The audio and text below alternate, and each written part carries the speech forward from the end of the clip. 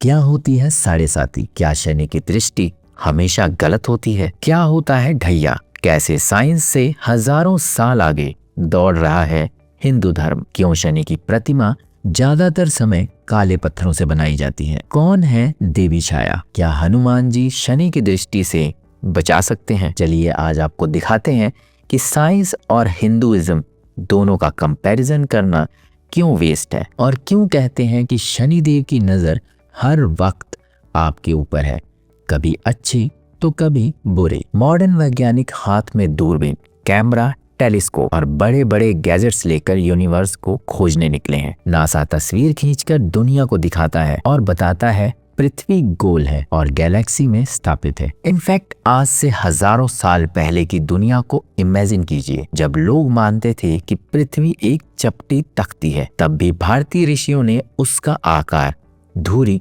और स्पेस में स्पीड की कैलकुलेशन कर ली थी। वो भी तब जब ना आसमान में रॉकेट था, ना हाथ में मोबाइल और ना कोई डिजिटल डिवाइस। फिर भी हमारे पूर्वजों की आंखों में ब्रह्मांड की गहराई दर्ज थी। टेलीस्कोप के लिए दुनिया भर में मशहूर गैलीलियो ने 1610 में कहा था कि पृथ्वी सूर्य के चारों ओर चक्कर लगाती है, लेकिन उनका ये तर्क धर्म के खिलाफ चला गया और रोमन चर्च की शय पर उनके खिलाफ मुकदमा चलाया गया और गैलीलियो को पूरी जिंदगी हाउस अरेस्ट करके रखा गया। लेकिन जब और वैज्ञानिकों ने इस बात को खंगाला तो गैलीलियो की बात पर सबको यकीन हो गया। लेकिन गैलीलियो से भी पहले वेदों में लिखा था कि पृथ्वी सूर्य की परिक्रमा करती है और अपनी धुरी यानी एक्सिस पर घूमती है। मतलब हजारों साल पहले ही हमारे पूर्वजों ने इस गणित को समझ लिया था, जबकि पश्चिमी देशों ने इसके लिए गैलीलियो जैसे कितने ही वैज्ञानिकों को मार डाला। तब जाकर उनको समझ में आया कि हाँ, वो सही कह रहे थे। गूगल पर अगर हवाई जहाज के आविष्कारक को ढूंढने निकले तो राइट ब्रदर्स का नाम आता है, विल्बर और ऑरवेल, जिन्होंने 1903 में एरोप्लेन का आविष्कार किया था। पर हिंदू माइथोलॉजी ने इस उड़न खटोले का आविष्कार आज से 9000 साल पहले ही कर दिया था। वेद, रामायण और महाभारत में विमान का जिक्र मिलता है, जो कोई ख्याल तो बिल्कुल भी नहीं था, क्योंकि उनमें ईंधन, धातु, स्पीड, आवाज और प्रेशर जैसे शब्द आते हैं जिनका इसमें इस्तेमाल होता था। रामायण में पुष्पक विमान और रावण के पास किसी जहाज का जिक्र मिलता है जिन्हें खास तरह के ईंधन से चलाया जाता था। सिर्फ यही नहीं, विमानक शास्त्र में 32 तरह के विमानों का जिक्र मिलता है, जो बताता है कि हमारे पूर्वज स्पेस मैकेनिक्स समझते थे। इस पर एक उदाहरण भी है। प्राचीन समय में एक शिष्य ने स्पेस मैकेनिक्स को समझते हुए अपने गुरु से पूछा, गुरुजी क्या ये सब विज्ञान है? तब गुरु ने कहा, हाँ बेटा, प्राचीन भारत सिर्फ धार्मिक नहीं वैज्ञानिक भी था। बस अंतर इतना है कि पहले प्रयोग प्रकृति पर होते थे, प्रयोगशाला में नहीं। हमें ये भी पता था कि ब्रह्मांड में एक आकाशीय गंगा है, जिसे बाद में नासा ने टेलीस्कोप आने के बाद देखा और ढिंढोरा पीटा कि देखो हमें मिल्की वे मिला है। इसी तरह हमारे पूर्वजों को ये भी पता था कि सोलर सिस्टम में 9 ग्रह होते हैं। हालांकि अब एक को हटा दिया गया है। ड्वार्फ प्लैनेट के रूप में जब प्लूटो का पता चला तो उसे प्लैनेट की काउंटिंग से बाहर कर दिया गया, लेकिन फिर भी है तो 9 ही। और उनकी नॉलेज भी साइंस को बहुत बाद में हुई, जबकि हिंदुइज्म में 9 ग्रहों को पूजा जाता है। पुरातन समय से ही आपको मालूम होगा कि जब भी किसी का हिंदू धर्म में जन्म होता है तो उसकी कुंडली 9 ग्रहों के आधार पर ही बनाई जाती है। यहाँ तक कि जब किसी की मृत्यु होती है, अंतिम संस्कार किया जाता है, तब भी आत्मा की शांति के लिए 9 ग्रहों को ही पूजा जाता है। यहाँ तक कि ग्रह शांति पूजा, नए घर में प्रवेश और किसी धार्मिक और शुभ कार्य के लिए भी नवग्रह पूजा को ही बहुत शुभ माना जाता है। ये पूजा असल में 9 ग्रहों को शांत करने के लिए की जाती है, ताकि वो आपके लिए पॉजिटिव रहें और नेगेटिव इम्पैक्ट ना रहे। आपने देखा भी होगा, पूजा में चावल के 9 ढेरों पर 9 सुपारियां रखी जाती हैं, जो 9 ग्रहों को दर्शाती हैं।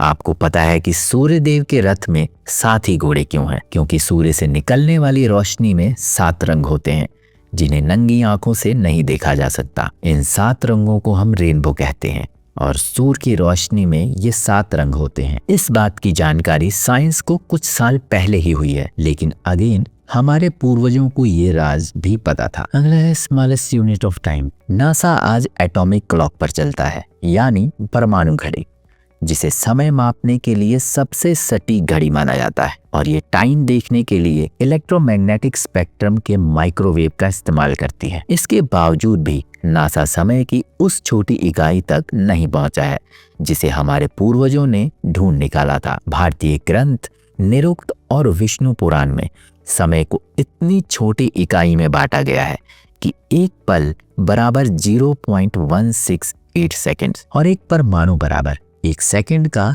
30 करोड़वां भाग। ये ना सिर्फ वैज्ञानिक था बल्कि आज के नैनो माइक्रो सेकंड की बराबरी करता है।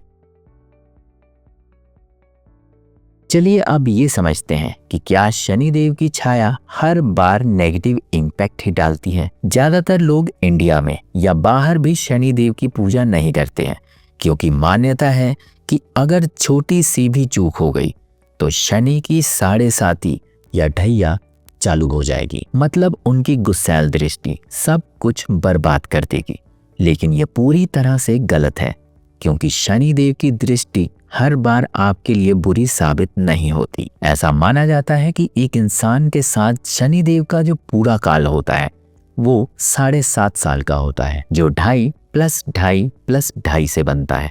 मतलब 7.5 साल को 3.5 में बराबर बांटा जाता है, जिसे हम कहते हैं साढ़े जाती। जबकि जो 2.5 साल है उसे कहते हैं ढैया, जिसमें शनिदेव की दृष्टि प्रत्येक 2.5 साल पर आपके शरीर के 3 अलग अलग हिस्सों को बांटती हैं। पहले 2.5 साल आपके शरीर के ऊपरी यानी मस्तिष्क वाले हिस्से पर प्रभाव होता है, जब ऐसा लगता है कि अब सब खत्म होने वाला है। डिप्रेशन, टेंशन और तनाव बढ़ जाता है और शनिदेव का असर पूरी तरह से आपके दिमाग और जिह्वा यानी टंग पर होता है। गलत सलत बातें निकलती हैं जिससे रिश्ते खराब होते हैं। चिड़चिड़ापन और भविष्य पूरा अंधकार में नजर आना, ये बातें बिल्कुल नॉर्मल हैं। इसे आप सबसे मुश्किल समय भी मान सकते हैं। इसके बाद दूसरे चक्र में ढैया पड़ती है शरीर के मध्यम हिस्से में यानी आपके पेट के हिस्से में। इस दौरान आपको बहुत अच्छी अच्छी चीजें खाने को मिलती हैं, जिस वजह से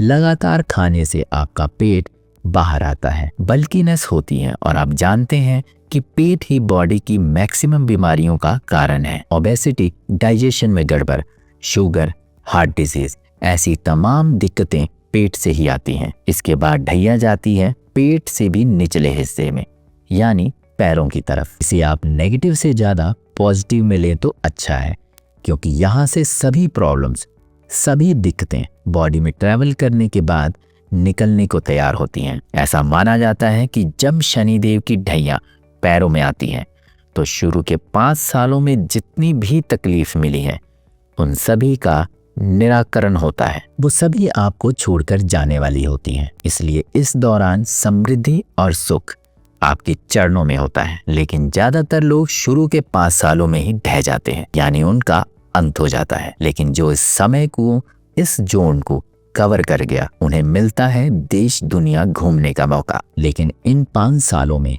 या पूरी साढ़े जाति में भी शनि की बुरी दृष्टि के निराकरण के लिए हिंदू धर्म में कई उपाय हैं।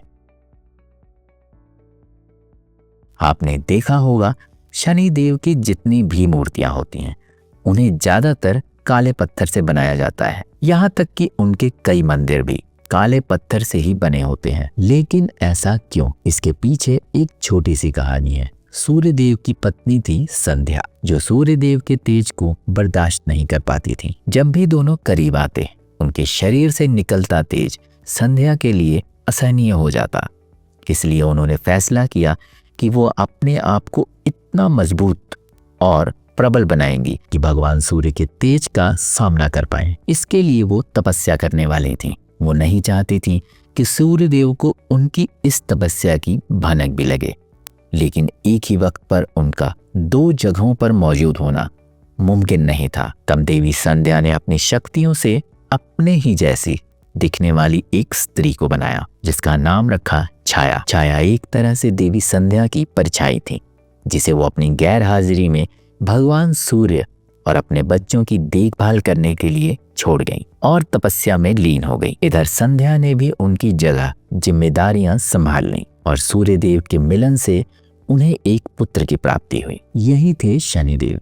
लेकिन शनि का रूप पूरी तरह से काला था। जब सूर्यदेव ने उन्हें देखा तो वो गुस्से से आग बबूला हो गए, क्योंकि उनके वंश में कभी ऐसे बच्चे का जन्म नहीं हुआ था। इसलिए उन्होंने न सिर्फ शनि को बल्कि छाया को भी बुरा भला सुनाया और दोनों को राज्य से निकाल दिया। इसलिए सूर्यदेव और शनिदेव की कभी बने नहीं और उनके रंग के कारण ही शनि की मूर्तियों का रंग भी छाया की तरह काला है। आपने सुना होगा एक शब्द शनि की छाया। ये भी उनके माँ के आधार पर ही कहा जाता है। उनकी माँ छाया है, इसलिए शनि की छाया ऐसा कहते हैं। एक और बात जो शनिदेव और हनुमान जी से भी जुड़ी है, ज्यादातर भारतीय घरों में हनुमान जी की प्रतिमा जरूर देखने को मिलती है। वो ब्रह्मचारी थे, लेकिन फिर भी महिलाएं भी उन्हें पूजती हैं। ऐसा माना जाता है कि जिस घर में हनुमान जी हो उस घर में शनि का प्रकोप बहुत कम पड़ता है या ना के बराबर ही पड़ता है। इसलिए अगर आपको भी लगता है कि शनिदेव की दृष्टि आपके ऊपर अच्छी नहीं है तो आप हनुमान जी की पूजा कर सकते हैं या हर शनिवार तेल चढ़ा सकते हैं। और हमारे कहे से कुछ करे नहीं, क्योंकि शनि महाराज को खुश करना वाकई उतना आसान नहीं है। वीडियो पसंद आए तो लाइक शेयर करके जरा चैनल को सब्सक्राइब कर लें और बेल आइकन दबाना बिल्कुल ना भूलें। मिलता हूँ अगली वीडियो में, तब तक के लिए बाय बाय, टेक केयर।